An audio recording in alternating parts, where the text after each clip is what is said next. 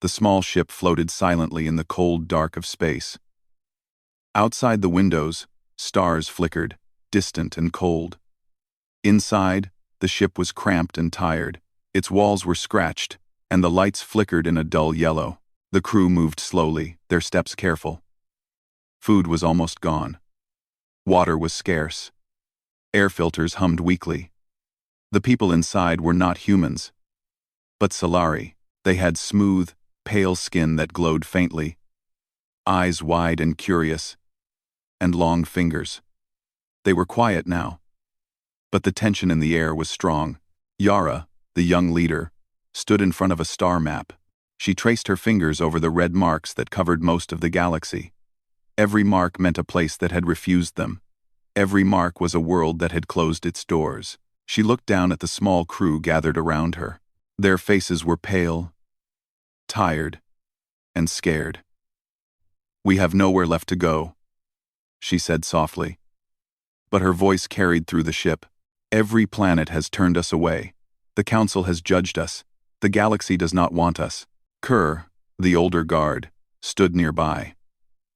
His eyes were sharp, always watching. He had served the Solari for many years, and had seen much pain. "We survive because we have each other," he said. His voice was low, strong, and calm. "We have to keep moving. There is still hope, even if the galaxy says we are nothing." Yara looked at him, then at the small child playing quietly in the corner. Talon's small hands clutched a worn toy. His wide eyes watched the adults, full of questions he did not yet understand. "I promise," Yara said quietly. "I will find a place where we can be safe. We cannot give up now." The ship's communicator beeped suddenly. Yara hurried to it, hope rising in her chest. She had sent one last message to the Galactic Council. She wanted help. She wanted permission to dock at a world that would care for them. The screen flickered, and a face appeared. Ambassador Vorin stared at her coldly. He wore the uniform of the Council, clean and sharp. His eyes were hard. "Yara," he said, "your request has been reviewed. The Council has voted. Your people are deemed unstable, dangerous, unwanted. There will be no safe harbor for you anywhere." Yara's hand shook as she heard his words. She tried to speak, to tell him the truth about her people. They were not dangerous. They had suffered. They had lost homes, friends, families. She tried to explain, her voice trembling. "We are not criminals. We need only a place to survive." Vorin did not listen. He turned his head slightly and ended the communication. The screen went black. Silence filled the room. The hum of the ship felt louder. Every creak and groan of the old metal walls reminded them they were alone. The crew gathered together. Some of the young ones cried softly. The adults held them close, whispering comfort they did not fully feel. Kerr moved through the ship, checking the air filters, the life support, and the small storage of food and water. He counted rations. The numbers were low. If nothing changed, some might not survive much longer. He returned to Yara. "We cannot stay here," he said. "We must find another way. Time is short." Yara nodded. She stepped back to the small control room. She studied the ship's database. Old records, broken transmissions, and forgotten star charts filled the screens. She looked for any world that might take them in, any place where they might find safety. Her eyes stopped on a reference to a strange blue world. Earth, a world marked as dangerous, as a death world.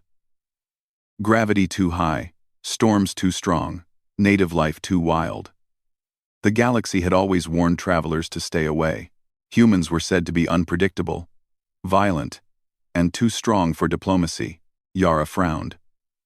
The records warned of danger, yet she felt desperation stronger than fear. The crew could not survive floating alone forever. She spoke to Kerr. "We have no other choice. If we wait, we will die. We have to try Earth."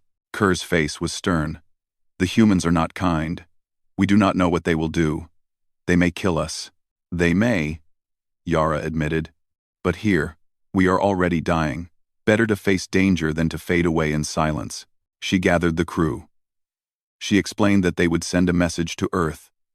Not a plea for charity, but a request for a chance. The crew listened, tense and worried. Talon's small hand found hers. "Will they help us?" he asked. Yara knelt beside him. "I do not know, little one. But we must try. We must believe there is a chance." The engineers prepared the ship for the long transmission. Data streams, messages, and location coordinates were sent into the empty space, aimed at Earth. The signal was simple, clear, desperate. A hope sent into the dark void of the galaxy. Days passed. The ship drifted slowly through the emptiness. The crew worked quietly to keep systems running. Yara and Kerr watched the stars. Talon clung to his toy. Still afraid but trusting. Every moment of silence was heavy with waiting. Every flicker of a distant star seemed to taunt them with its distance. Finally, a response came. A small signal, weak but clear, reached the ship. It was a human voice, calm and measured, but filled with curiosity and care. "This is Earth. We read your transmission. Do you need help?" Yara's hands trembled as she activated the speaker. She looked at Kerr. He did not speak at first, just nodded. The crew gathered around. Hope and fear mixed together in a strange, heavy feeling. Yara took a deep breath. "Yes," she said softly. "We need help.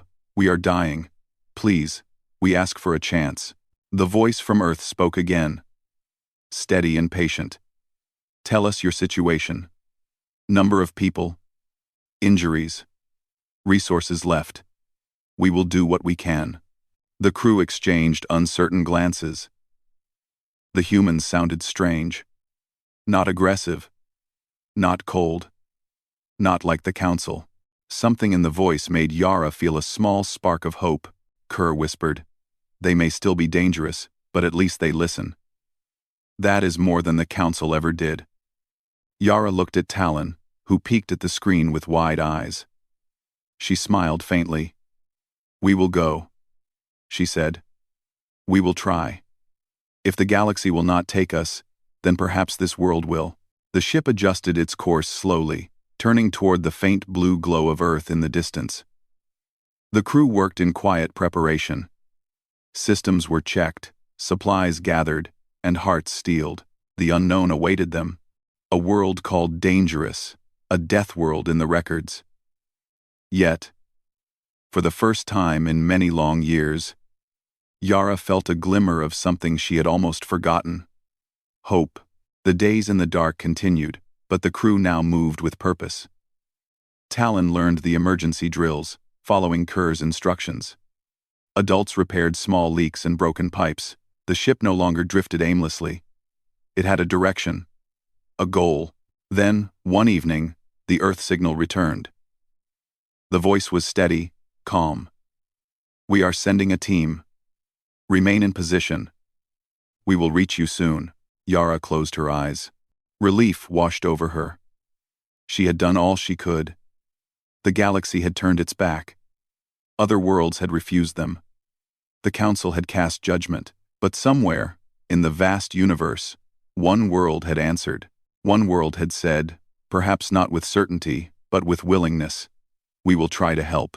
The ship drifted in the blackness, carrying hope, fear, and a small spark of life.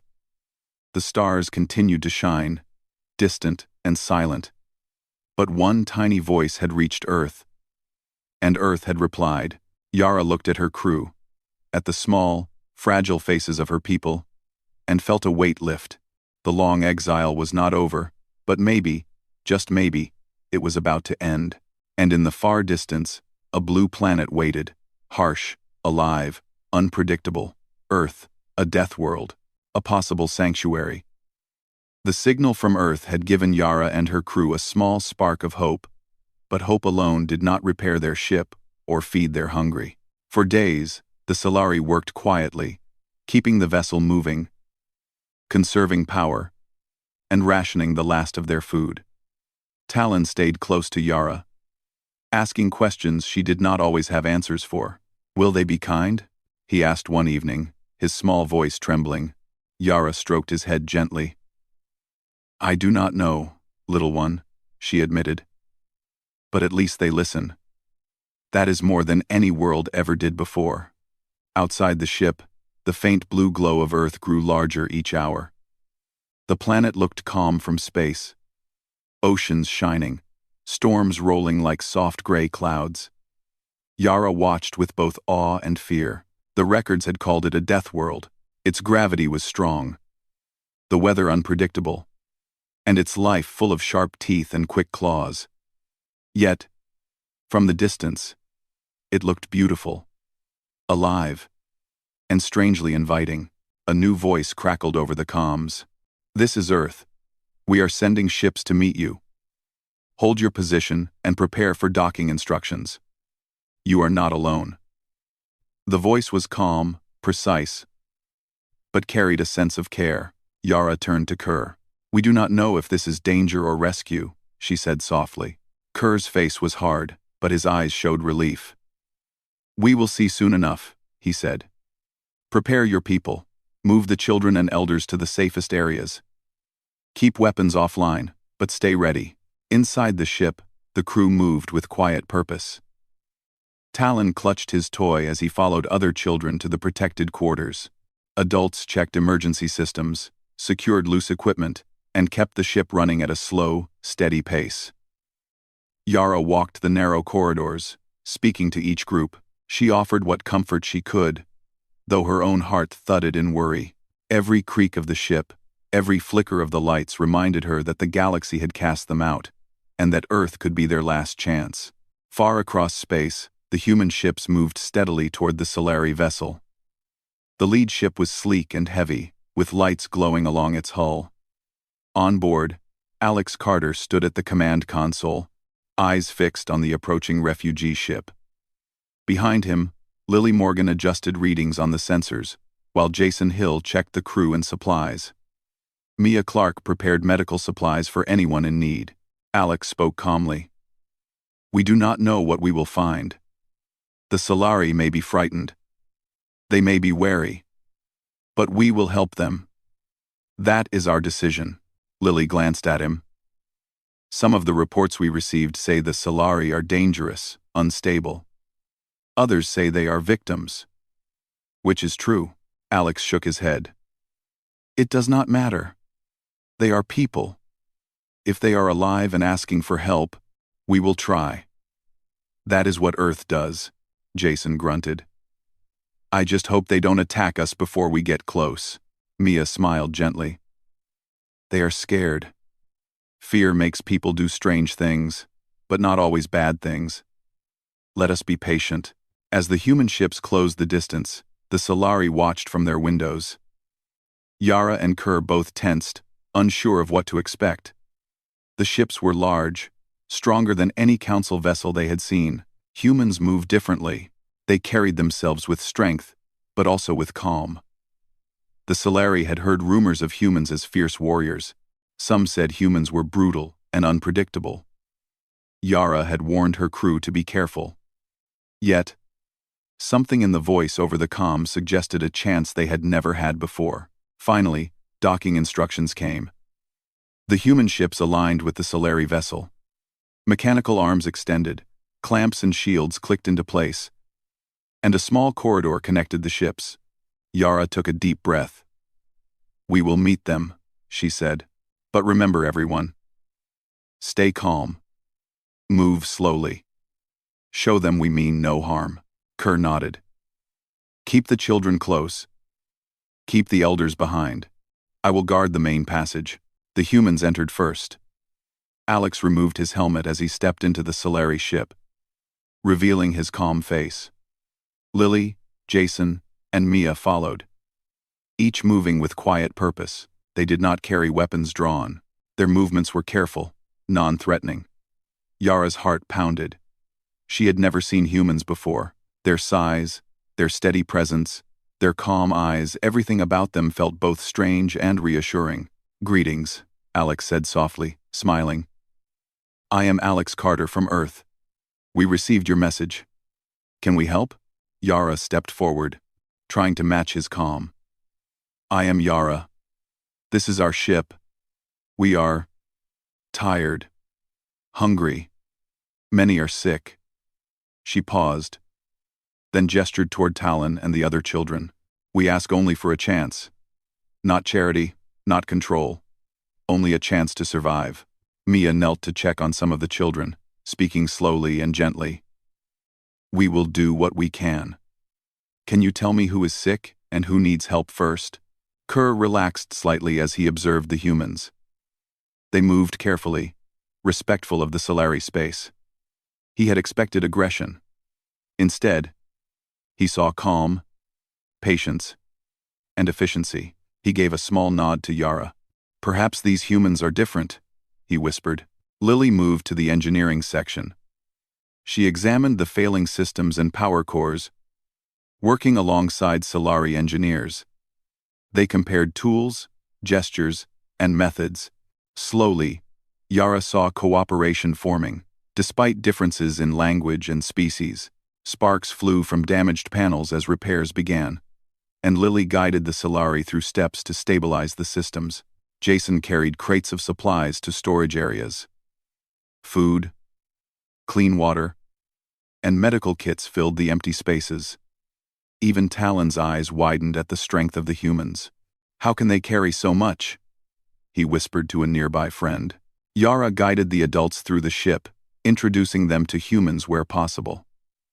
Conversations were cautious, filled with slow words, gestures, and questions repeated for clarity. Yet, each interaction built trust.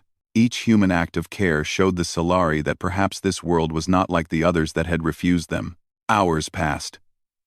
By the end of the first day, the ship's power was more stable. Air systems worked better. Food and water were redistributed. The sick had been seen by Mia and her small team, their conditions improving. Yara felt exhaustion and relief at the same time. For the first time in many cycles, she felt that perhaps they could survive. Alex and Yara spoke privately in the ship's small meeting room. Why help us? Yara asked. Her voice was soft, almost afraid to ask. Alex paused. Because we have been judged too. Earth is not perfect, but we know what it is like to be called dangerous for who we are. You ask for a chance. We will give it. That is all we can do. Yara nodded. The council. They would have let us die. Every world turned us away. Alex's eyes were steady. Not every world, not Earth.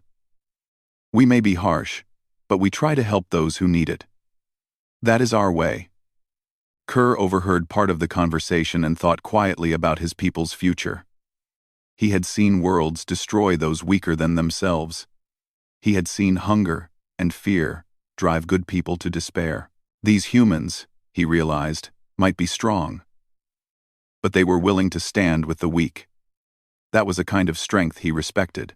The next day, the Solari ship adjusted its course. Earth was growing larger in the view screen, and the humans promised to guide them into orbit. Yara observed her crew. Fear and hope mixed in their faces. Talon clutched his toy but smiled when Mia offered him a small piece of fruit. Life, small but certain, returned in subtle ways. Alex's team continued work. Lily helped the engineers stabilize the warp systems and communications. Jason trained some Solari adults in basic safety measures aboard the ship. Mia worked tirelessly, checking children, cleaning wounds, and teaching Solari caregivers how to help without causing harm. At night, Yara looked out of the small observation window. Earth glowed softly, blue and white against the black void. She thought of all the worlds that had said no, all the doors that had closed. And yet, one world had answered. One world had reached out. She whispered quietly, almost to herself. Perhaps this is our chance. Perhaps Earth is the place where we can live again. Kerr stood beside her. Do not forget, young one, he said. The world is strong. You must be ready for its challenges. But yes, this is a start. Talon crept up behind them. Will they like us? He asked. Yara smiled gently and stroked his head. I do not know, little one. But they are trying, and that is more than anyone else did. As the human ships led them closer to Earth, the Solari felt something they had not felt in a long time. Possibility. A chance to survive. A chance to live without constant rejection. The galaxy had cast them out, but Earth had taken notice. For the first time in many cycles, Yara allowed herself to hope. The blue and white planet grew larger on the view screens. Yara and her crew watched in quiet awe. Earth's clouds moved slowly, storms rolling over the oceans like giant waves. Mountains rose sharp and strong. Rivers and forests stretched wide. Even from space, the world looked alive, dangerous, and beautiful. Talon pressed his small hands to the glass, eyes wide. Is it really safe? He asked. Yara crouched beside him. We will be careful, she said. But it is not dangerous if we are ready. We must remember that strength comes from being cautious and smart. Kerr checked the ship's instruments again. Gravity will be stronger than here. The air is different. We must prepare. Humans can survive it because they are strong. We will need their help. Alex's human ships continued to guide them closer. The larger human vessel acted as a shield, moving steadily in front. Smaller craft accompanied them, lights blinking and engines humming softly. The Solari watched in amazement. These humans were not only strong, but skilled. They moved without fear, guiding them safely toward the edge of Earth's atmosphere.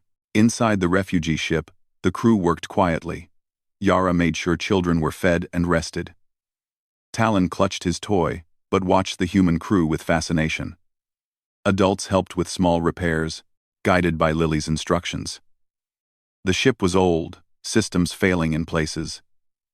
But slowly, it grew stable under the teamwork of humans and Solari engineers. When the ship reached a safe orbit near Earth's moon, docking instructions were given. Human ships attached clamps, and corridors connected the ships. The Solari were nervous. Stepping carefully, Yara moved first, followed by Kerr and the children. The adults held hands, a chain of trust and protection. Inside the orbital station, the air smelled different, fresher than their ship. Gravity pressed harder on their bodies, making small movements difficult. Yara steadied herself and looked around. The station was bright, clean, and full of humans working calmly. Some were engineers, some medics, others in uniforms they did not recognize. Alex greeted them at the airlock. Welcome, he said. We will take care of you. You are safe here. And in sea. Oh, Car, Yara nodded, trying to hide her relief. Thank you, she said. We only asked to survive. To be allowed to live without harm. Mia stepped forward and began checking the children and elders. Talon's small hands trembled as she measured his breathing and pulse. You are safe, she said gently. We will help you. You do not need to be afraid here. Kerr led the adults to an area where engineers could work with them on the ship. Lily guided them through repairs, showing how human tools worked. Slowly, the Solari learned, understanding the steps and adjusting their own techniques. The differences in species were many, but the problem-solving was the same. Outside the station, Alex spoke with Yara in a small observation room. The planet stretched below them, alive and untamed. It is a harsh world, he said. We call it a death world for a reason. The storms are strong, the gravity is high, and life fights for everything. But it is also a world that can protect. We will help you adapt. Yara looked down at the blue oceans, white clouds, and green lands. It looks dangerous, she said softly. Much stronger than anything we have known. Alex nodded. Yes, but the people here are also strong. We survive here because we have learned to be careful and to stand together. You will need to do the same. The Solari were moved to a secure section of the station. Rooms were small but clean, with beds and supplies. Food was simple but nutritious. Water flowed freely. Children ran and played cautiously, amazed by the new space. Talon explored with a small group, watching humans move with ease in the heavier gravity. At the same time, adults began working alongside human engineers. Systems on the refugee ship were repaired, stabilized, and reinforced. Lily explained human engineering techniques slowly, allowing the Solari to understand. Kerr observed the process, impressed with human strength and patience. They did not rush, they did not show fear, they simply worked. The medical team, led by Mia, began to treat those who had been sick or injured during their long journey. She instructed Solari caregivers on human methods.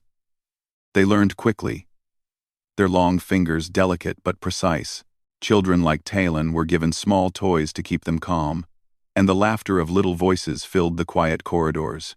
Yara walked through the station, seeing her people begin to relax. The fear that had held them for so long was still there, but it was mixed with curiosity and wonder. Some Solari watched humans with caution. Others, like the children, were fascinated. Slowly, trust was forming. Alex continued to work closely with Yara. "The galaxy has cast you out," he said quietly one evening. "Many worlds refuse to listen. But here, you have a chance to rebuild. You can learn, adapt, and survive." Yara looked at him. "We have been judged by others. We have lost so much. Can we truly be safe here?" Alex smiled faintly. "Safety is never certain. But you will have allies. You will have friends. And you will have a chance. That is more than you have had before." Kerr watched the conversation silently. He had expected humans to be harsh, but he had seen their care, their patience, their willingness to help. It was strange and new. Perhaps these humans, strong as they were, could offer what the galaxy had denied them. Days passed, and life on the station continued. Children learned to navigate the gravity. Small games forming among them. Talon discovered the joy of rolling a small ball across the floor, laughing when it bounced strangely in zero gravity. Adults repaired and stabilized the ship, learning human techniques and sharing their own methods. Yara observed quietly, proud of her people's resilience. One afternoon, the station's sensors detected an incoming message from the Galactic Council. The voice of Ambassador Voran was cold and formal. "Earth, you are hosting exiles deemed dangerous by Council decision. Remove them immediately, or face consequences." Yara stiffened. She had feared this day. The Council had not forgotten them. They had sent humans to threaten them. She looked at Alex, who was calm, but serious. "We will not abandon them," Alex said firmly. "You may threaten, but we will protect those in need. This is our decision." Kerr's eyes narrowed. "They will come?" he asked. "Perhaps," Alex admitted. "But here, you are safe. We will not let the Council harm you while we are able to stand." The Solari realized that the humans were not just strong. They were stubborn. They were willing to risk the Council's wrath to protect those who could not protect themselves. Yara felt a warmth in her chest. For the first time in many cycles, she believed that Earth might be a place where her people could live and grow. As the days continued, the Solari began to adapt to their new environment. Engineers and humans worked side by side. Children played freely. The sick recovered. Life, small but steady, began to return. Yara stood on the observation deck one evening, looking down at Earth. The planet was alive, stormy, and beautiful. She thought of all the worlds that had refused them, all the times they had been cast out. Yet, here, humans had welcomed them. They were strong, yes, but they were also willing to help. That was something the galaxy had never understood. She turned to Care. "We have been given a chance," she said softly. "Perhaps the galaxy was wrong about humans. Perhaps this death world is not just danger. Perhaps it is hope." Kerr nodded slowly. "You are wise, Yara. We will survive. With their help, we will survive." Talon came running, holding a small drawing he had made of Earth and their ship. "Look," he said. "They will like it." Won't they? Yara smiled and ruffled his hair. Yes, little one. They will like it, and they will help us. The human team continued their work, guiding the Solari safely into orbit and beginning plans for a permanent settlement. Life on Earth's edge was challenging. But for the first time, in a long time, the Solari felt something they had almost forgotten, a chance to live without fear. The galaxy had cast them out. Other worlds had turned them away. The Council had judged them. But Earth had opened its doors. The blue planet below seemed harsh, wild, and unyielding. Yet in that strength, the Solari found hope, and so, slowly, carefully, they began to rebuild their lives, guided by humans who were strong, kind, and unafraid to protect those the galaxy had abandoned.